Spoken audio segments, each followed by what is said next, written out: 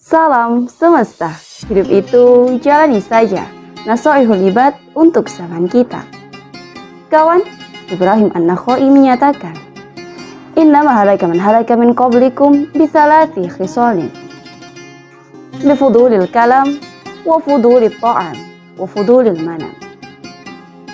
Ada 3 hal yang menyebabkan kerusakan orang-orang sebelum kita. Yang pertama adalah fudulil kalam, atau terlalu banyak berbicara. Karena itu jagalah lisan kita dan berhati-hatilah. Jangan sampai kita terlalu banyak bicara sehingga menghabiskan usia kita sia-sia. Selain itu, amalan yang paling dicintai oleh Allah adalah menjaga lisan. Terlalu banyak berbicara akan membuat kita melakukan banyak kesalahan. Kita juga akan sulit untuk mengontrol pembicaraan kita. Bisa jadi di dalamnya ada kalimat-kalimat yang menyinggung perasaan orang lain atau bahkan merendahkannya, sehingga terpiculah pertikaian bahkan permusuhan. Terlalu banyak berbicara, apalagi yang sia-sia, hanya akan menambah dosa kita. Kita juga tidak bisa melihat kondisi orang di hadapan kita karena kita terlalu sibuk dengan pembicaraan kita.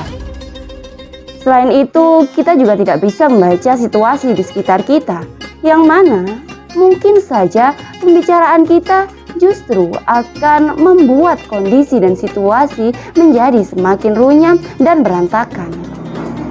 Karena itu, untuk mencegahnya, memperbanyak zikir dan beristighfar kepada Allah Subhanahu wa Ta'ala akan meminimalisir dan mengontrol pembicaraan kita. Nabi SAW bersabda, La tukthirul kalam bi ghairi dzikrillah, fa inna kathratal kalam bi ghairi dzikrillahi qaswatul qalbi, wa inna ab'adan nasi minallah al-qalbul qasi. Jangan memperbanyak berbicara, karena terlalu banyak berbicara akan mengeraskan hati, dan orang yang paling jauh dari Allah Subhanahu wa Ta'ala adalah yang berhati keras. Hal kedua yang menyebabkan kerusakan kehidupan orang-orang sebelum kita adalah fudulul ta'am, terlalu banyak makan. Sadari atau tidak, perut yang kenyang akan membuat kita malas untuk bergerak. Kita mengantuk dan akhirnya jatuh tertidur. Perut yang kenyang juga akan menghambat aliran oksigen ke otak kita, sehingga kita menjadi malas untuk berpikir.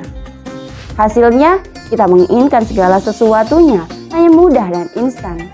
Kita tidak mau bersusah payah. Kita tidak lagi peduli dengan tata cara asal perut kita tidak merasa lapar. Kita tidak peduli lagi dengan syariat asal perut kita tidak perlu terikat. Sedangkan dalam perut yang lapar, ada begitu banyak manfaat. Seperti kita akan mudah untuk bangun di malam hari untuk beribadah. Kita akan jauh dari sikap rakus dan tamak, dan masih banyak lagi. Para ulama membagi perut menjadi 3 bagian. Sepertiga untuk makanan, sepertiga untuk minuman, dan sepertiga yang terakhir untuk bernafas. Dan pada tingkatan tertinggi, beliau hanya makan hanya untuk sekedar menegakkan punggung supaya bisa beribadah. Dan yang terakhir adalah fudulul manam, terlalu banyak tidur. Tidur hanya bagian dari istirahat, bukan istirahat itu sendiri. Karena itu, ambillah waktu tidur sesuai dengan kebutuhan kita berdasarkan pada kegiatan kita sehari-hari. Tetapi jangan terlalu. Apalagi jika alasan kita tidur banyak bukan sebab kita merasakan sakit yang tidak tertahankan atau terlampau lelah karena kegiatan yang lebih banyak dari biasanya.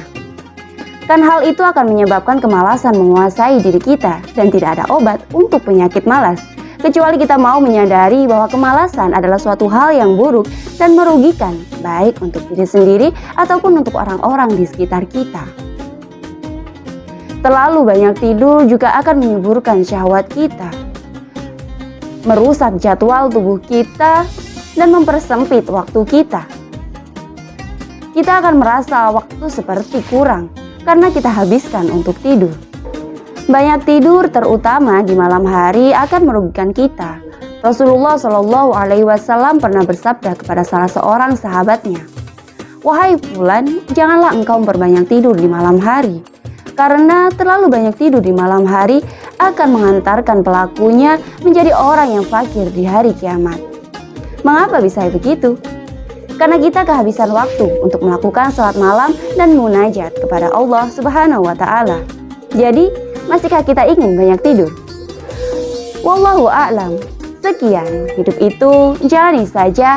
Salam semesta.